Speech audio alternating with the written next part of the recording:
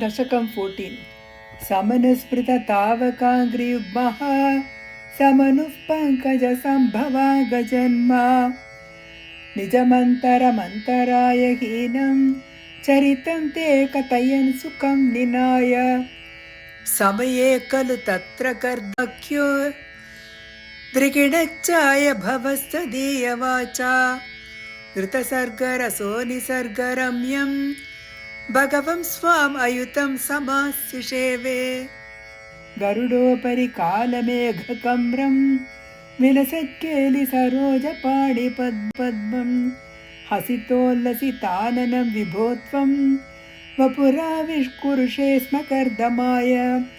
सुवते पुलकावृताय तस्मै वनपुत्रीं दयितां न वापि पुत्रीः कपिलं च सुतं स्वमेव पश्चात् स्वतिं चाप्यनुगृह्य निर्गतो भूः समनुशतरूपया महिष्या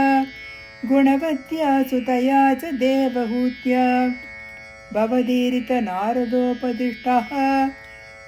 समगात्कर्दममागति प्रतीक्षम् मनुनोपहृतां च देवहूतिं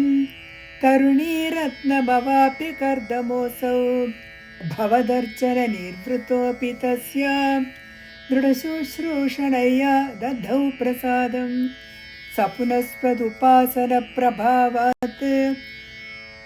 दयिता कामकृते कृते विमाने वनिताकुलसङ्कुलो नवात्मा व्यगरद्देवपतेषु देवहूत्या शतवर्षमतव्यतीत्य सोऽयं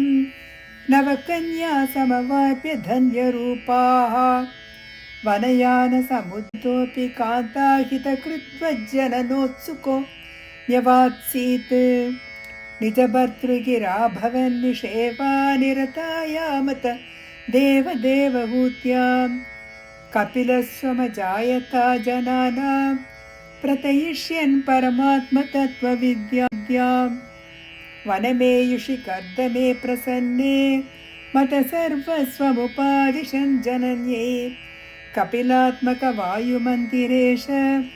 त्वरितं त्वं परिपाहि मां गदौगात्।